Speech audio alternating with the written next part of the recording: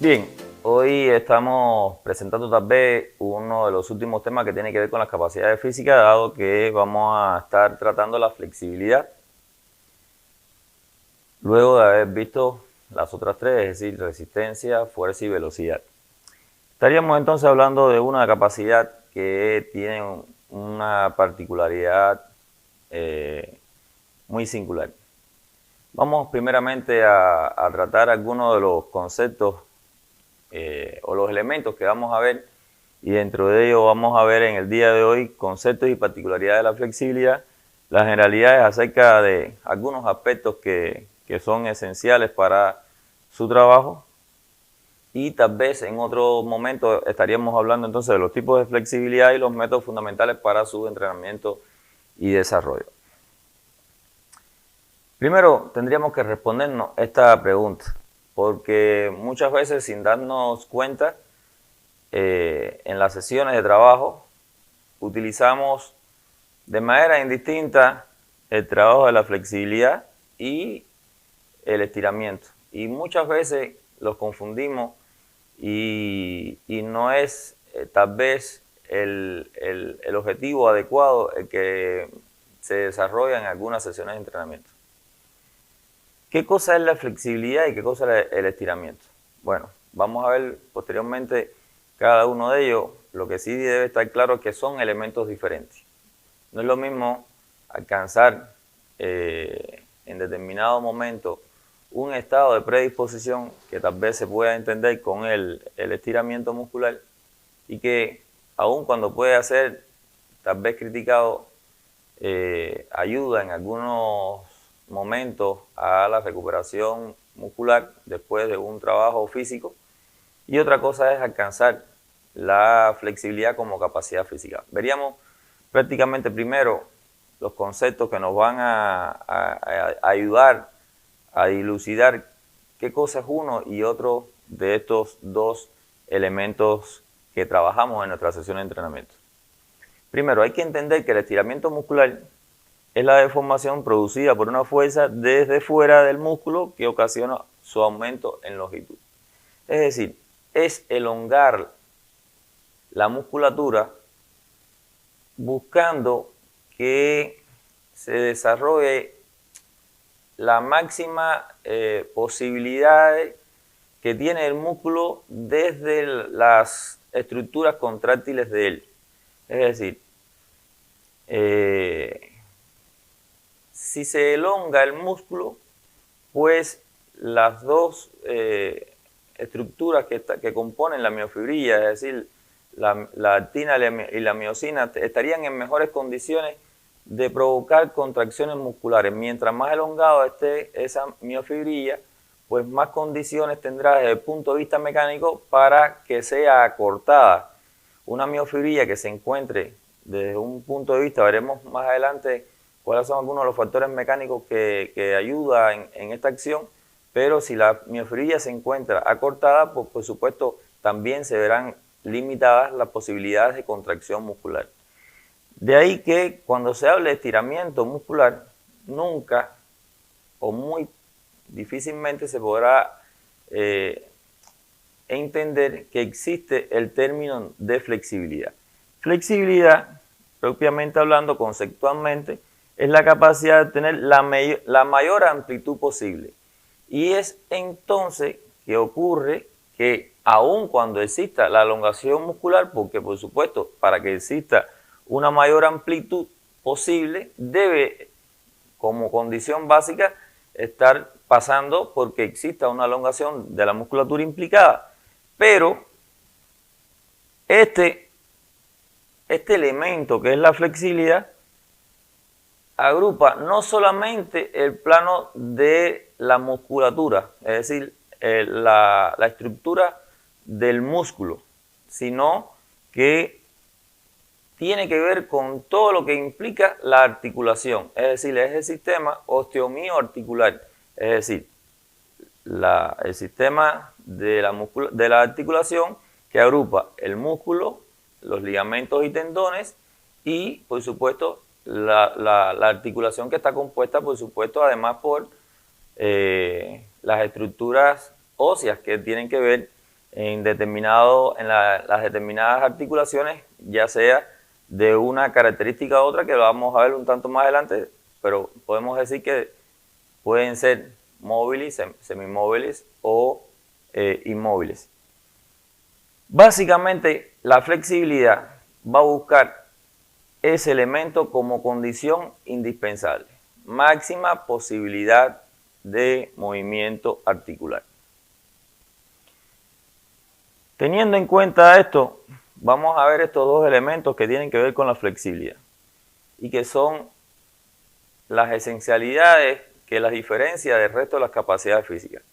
Primero, conocer que la flexibilidad es una capacidad llamada en evolución, es decir, que nosotros tenemos la capacidad de, una vez que nacemos, en el momento de nuestro nacimiento, contamos con una gran capacidad de flexibilidad debido a condiciones propias de la composición ósea que tiene nuestro organismo, es decir, prácticamente en el momento del parto, pues el balance que tiene nuestro sistema óseo nos posibilita una gran cantidad de flexibilidad debido a que el colágeno es uno de los sustratos que más aparece en nuestro sistema óseo y no aparece hasta un tanto más adelante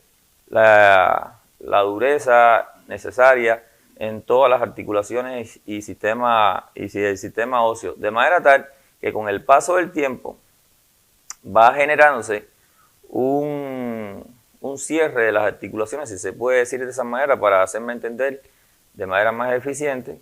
Es decir, la osificación de las articulaciones se van a ir generando con el paso del tiempo, y además de eso hay factores desde el punto de vista mecánico que tienen que ver con el aumento de la masa muscular, con la poca práctica también, el poco ejercicio, y si no es ejecutado la flexibilidad de manera sistemática, pues la tendencia con el paso del tiempo es a ser disminuida. Y prácticamente lo que nosotros hacemos en el tiempo es, con los entrenamientos, tratar de mantenerla, y por supuesto, en algunos momentos puede llegar a mejorar si es que no se trabajó con anterioridad. Es decir, estas dos condiciones nos dan la posibilidad a nosotros de decir que la capacidad física de flexibilidad tiene una condición especial con respecto al resto de las capacidades. A partir de entonces, nosotros tenemos que entender que el no trabajo de esta capacidad física nos va a generar una movilidad limitada en nuestras acciones. Es real que existe poco tiempo para el trabajo de las sesiones de entrenamiento dentro de los planteles federados que tenemos en la institución. Sin embargo, en la medida de las posibilidades, habría que trabajar no solamente el estiramiento, y repito, muchas veces lo que se trabaja es el estiramiento muscular, pero no así el desarrollo de la flexibilidad como capacidad física.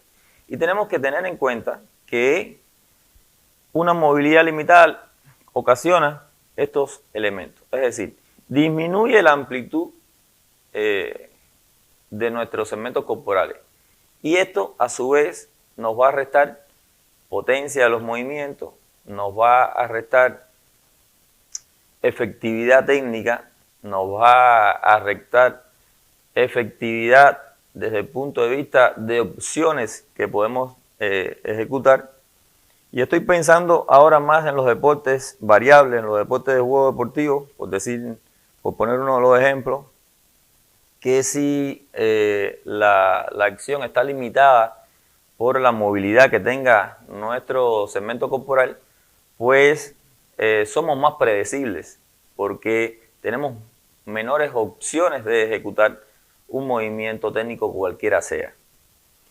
Por supuesto, también se deteriora la coordinación, porque si yo tengo limitación de movimiento, si existe una segmentación de toda la amplitud muscular articular que yo puedo ejecutar, pues también se va a ver deteriorada la coordinación, porque no están todos los elementos mecánicos como para que ocurra de manera muy fluida la acción motora, y por ello entonces se va a ver deteriorada esta condición.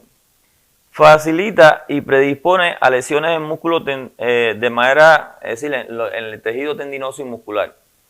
¿Por qué? Porque es más forzado el movimiento, es menos natural, y al ser de esta manera, pues hay una predisposición más alta a que aparezcan las lesiones. Si los movimientos no tienen una gran amplitud, puede ser que en la ejecución termine forzando a la musculatura, y por ende, dígase musculatura, pero puede ser también todo el sistema osteomiofascial, es decir, los tendones y ligamentos, y ello conlleva o puede conllevar a una lesión.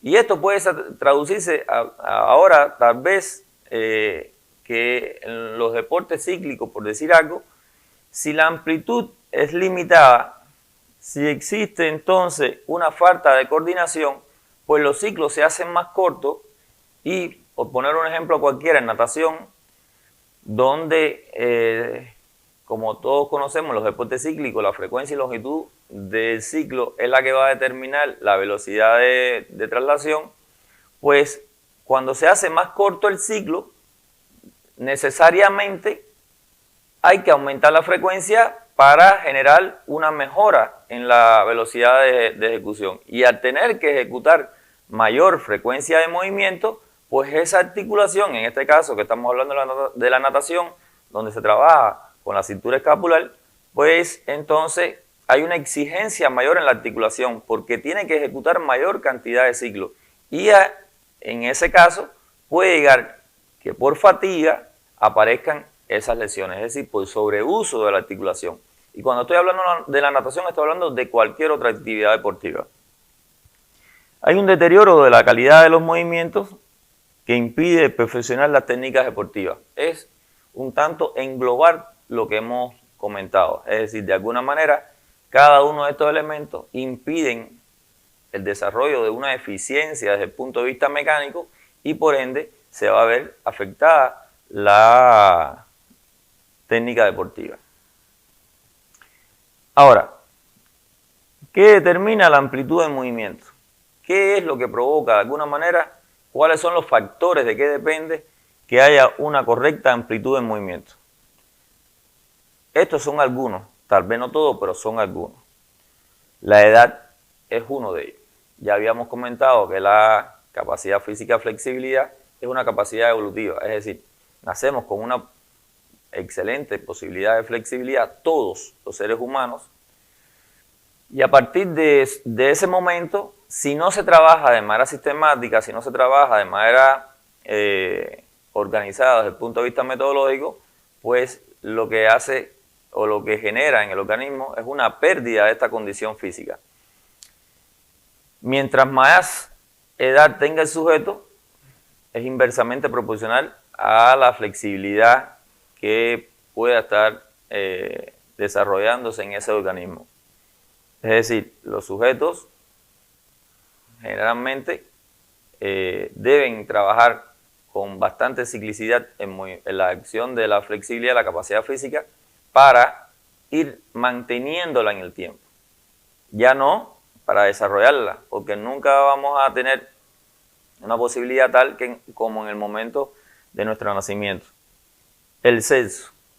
El sexo es una de las condiciones también que determina la flexibilidad. Aun cuando existen excelentes atletas del sexo masculino que tienen una flexibilidad desarrollada a límites muy excelentes, realmente como sería la palabra, en las féminas la flexibilidad es una condición que se encuentra con mejores características en ella, y tiene que ver con que las mujeres desarrollan, o la condición de segregar estrógeno aumenta las posibilidades de generar mayores niveles de flexibilidad. el desarrollo también de las musculaturas que están implicadas en las articulaciones, donde generalmente en los hombres hay una masa más voluminosa de musculatura, es uno de los factores mecánicos que también disminuyen los niveles de amplitud articular. El colágeno es mayor en las mujeres y tiene que ver con la segregación de los estrógenos, ¿ya? El estado emocional. Por supuesto, cuando nosotros estamos en condiciones de estrés, donde estamos tensos, donde no hay una distensión correcta, pues la primera de las opciones es ejecutar una contracción de todos los planos musculares de manera intuitiva, es decir, es un reflejo de nuestro organismo, una vez que estemos tensos, tener la musculatura también en estado de contracción. De manera tal que mientras más distendidos estemos, mientras más condiciones favorables existan para ejecutar sesiones de entrenamiento donde se vaya a trabajar la flexibilidad, el ambiente que rodea este momento sería propicio para el desarrollo de la flexibilidad siempre y cuando haya un estado emocional relajado, distendido, con poco estrés, y ello va a generar mejores niveles de esta capacidad física.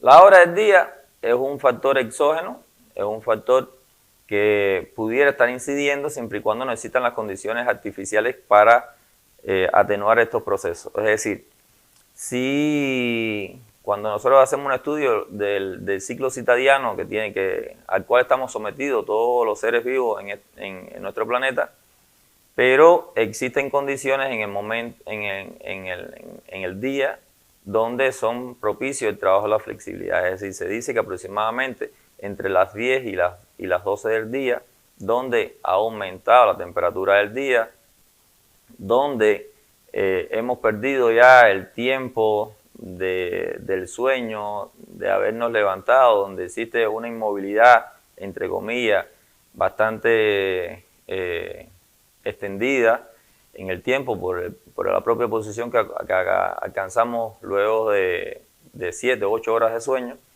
pues con la movilidad también que se propicia, pues estamos en mejores condiciones para ejecutar movimientos que busquen la máxima amplitud articular.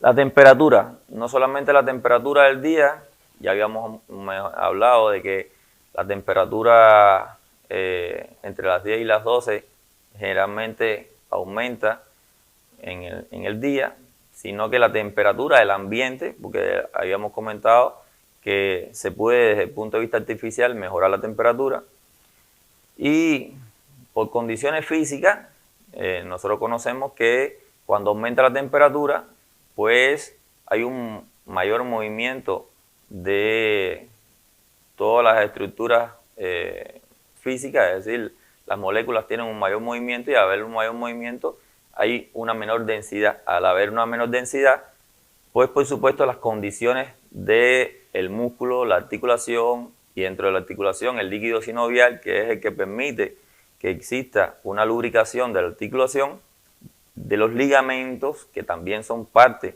de este sistema, pues hay una mayor distensión de la articulación. Si aumenta la temperatura, pues entonces disminuye toda la viscosidad que aparece en la articulación, y por ende debe haber una mayor disposición a ejecutar acciones de flexibilidad.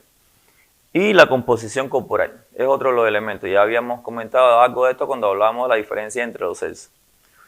Pero en cualquiera de los casos, cualquiera sea el sexo, mientras mayor sea la composición corporal de un sujeto, mientras mayor volumen muscular tenga, pues estaría atenuando posiblemente las condiciones de flexibilidad. Las personas que tienden a ser más delgadas desde el punto de vista morfológico, las personas ectomórficas, es decir, que predomine el largo por sobre el ancho, pues tienden a ser más flexibles. Esto estoy siempre hablando de una tendencia, no quiere decir que sea una regla. es una tendencia. Existen personas que, aun cuando tengan determinadas características endomórficas, es decir, que predomine el ancho por sobre el alto, pues tienen excelentes condiciones de flexibilidad. Depende de otros factores como lo que hemos planteado anteriormente. Pero hay una tendencia que sea ejecutado de esa forma. Veríamos entonces algunos factores que son intrínsecos, que tienen que ver con la amplitud de movimiento, que van a determinar la amplitud de movimiento. Veríamos primero el tipo de articulación. Habíamos en algún momento comentado que existen articulaciones que son inmóviles. Por supuesto, esas articulaciones inmóviles pues no van a tener prácticamente, como su nombre lo está diciendo, la terminología lo expresa, no tienen movimiento. Esas articulaciones muchas veces están dirigidas a proteger determinados órganos de nuestro cuerpo y no en la función, el movimiento. Básicamente, uno de los ejemplos más clásicos es las articulaciones que tenemos nosotros en nuestro cráneo. Es decir, esas articulaciones protegen nuestro cerebro y no es la función de ellos ejecutar movimientos. Pero fuera de ellas, es decir, existen articulaciones semimóviles y las móviles, donde están dadas las condiciones necesarias para que existan, como su nombre lo está diciendo, el movimiento. Ahora, dentro de una u otra de estos tipos de articulaciones, existen unas que tienen que ver, que tienen mucho más libertad de movimientos que el otro.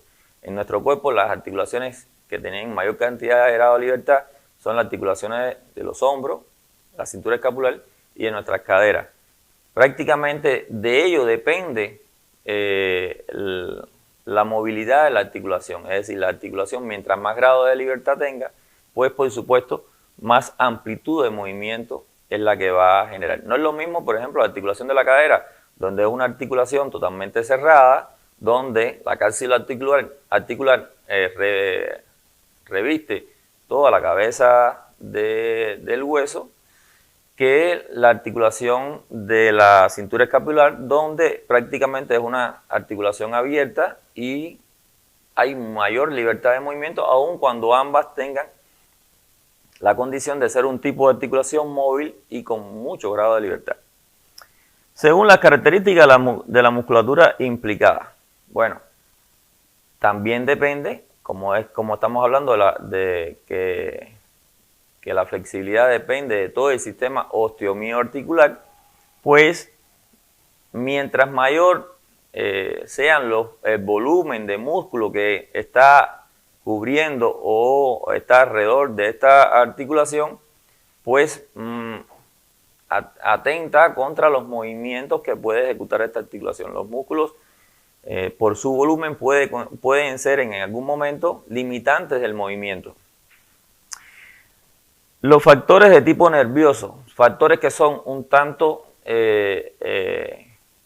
vamos a decir, limitantes para la ejecución de la capacidad física de flexibilidad. Ahí tendríamos entonces que hablar de elementos que son básicos, pero que protegen no solamente la articulación, sino también la musculatura y los ligamentos. Es decir, existen terminaciones nerviosas que están en cada una de estas estructuras que informan a nuestro cerebro que puede llegar a ejecutar, a ejercer una presión tal o una distensión tal que lesione a estas estructuras y por ende la respuesta contraria, la respuesta inmediata es tratar de limitar el movimiento para que no existan estas rupturas tanto del músculo como del ligamento o como del tendón. Cada una de estas estructuras está protegida desde nuestro sistema nervioso. Las fuerzas externas al músculo, es decir, no es lo mismo ejecutar una acción desde nuestra propia fuerza muscular o de nuestra misma acción muscular. Ya veríamos en la próxima actividad cuáles son los tipos de flexibilidad, las técnicas más utilizadas. Es decir, no es lo mismo ejecutar una flexibilidad con una fuerza de nuestros propios segmentos corporales o un péndulo que nosotros ejecutemos, o que otra persona o un medio nos ayude a ejecutar este tipo de acción. Es decir, fuerzas que estén fuera de la acción muscular pueden llegar a generar mayor amplitud o menor amplitud en el caso de que no sean utilizadas. Para hacerme entender de manera correcta, mientras la flexibilidad sea ejecutada por nosotros, genera menor condición que si nos la ejecuta un compañero. Si nosotros ejecutamos la flexibilidad nosotros mismos, pero lo hacemos de manera estática, es decir, sin movimiento, es menos la amplitud articular que se puede ejecutar si nos ejecutamos nosotros mismos, pero con la ayuda de un movimiento. Estas son condiciones que tienen que ver con las fuerzas externas del músculo. Y la coordinación, otro elemento. Mientras mayores sean los grados de coordinación que tengamos nosotros, pues mayor serán los niveles de flexibilidad que podamos alcanzar. ¿Por qué? Porque todo movimiento está condicionado por una musculatura motora y una musculatura antagonista, es decir, la agonista y la antagonista. La motora es la agonista y la musculatura que se opone a ese movimiento es la antagonista. De manera tal que mientras mayor coordinación intramuscular nosotros tengamos, pues mayores serán los niveles de coordinación que podamos alcanzar en el trabajo de la flexibilidad. De ahí que en los atletas principiantes, donde comienzan a ejecutar cualquier actividad, pues todos los movimientos tienen que hacer con mucha pausa, con mucha tranquilidad, con mucha coordinación para no provocar lesiones. Bien, entonces estaríamos hablando como uno de los últimos puntos del tipo de flexibilidad. El tipo de flexibilidad va a condicionar en muchos casos cuál es la movilidad que podemos lograr en una actividad u otra que nos hayamos planificado. Los tipos de flexibilidad son básicamente dos: la flexibilidad activa y la flexibilidad pasiva. En la activa, el sujeto aplica la acción, ya sea de una forma o la otra, la veremos en otro encuentro, pero en la flexibilidad activa es cuando la amplitud del movimiento se consigue por la propia fuerza de los grupos musculares, es decir, cuando el sujeto él mismo ejecuta la acción y con ello se desarrolla la capacidad física de flexibilidad. Y la flexibilidad pasiva es cuando la amplitud del movimiento se consigue por la acción muscular y por la fuerza adicional de un agente externo. De un agente externo que puede ser el profesor, un compañero e incluso a veces acciones mecánicas que posibilitan un desarrollo de la fuerza pasiva, es decir, de la flexibilidad pasiva. De modo tal que en este tipo de flexibilidad, es decir, en la pasiva, se alcanza mayor amplitud de movimiento que con la flexibilidad activa. No estamos hablando de condiciones metodológicas ahora, pero ya que estamos tocando el tema, es necesario aclarar que con los atletas jóvenes, atletas que no tienen una amplia experiencia, atletas donde la condición del juego forma parte del día a día de ellos, se ejecuta con mucho más frecuencia la flexibilidad activa, de manera tal que ellos mismos muy difícilmente se hagan daño. Y no trabajar la flexibilidad pasiva, que muchas veces se ejecuta con la acción de un compañero o del profesor, ejecutarla cuando se den las condiciones para ello. Es decir, en los atletas jóvenes se trabaja fundamentalmente la flexibilidad activa y la pasiva únicamente cuando estén las condiciones creadas para que puedan trabajar entre compañeros, de manera tal que uno no le haga daño al otro sujeto una vez que se están ejercitando los ejercicios de flexibilidad. Hasta aquí la actividad del día de hoy. Pensamos que en otro momento estaríamos hablando de los métodos fundamentales o técnicas para el desarrollo de la flexibilidad. Muchas gracias.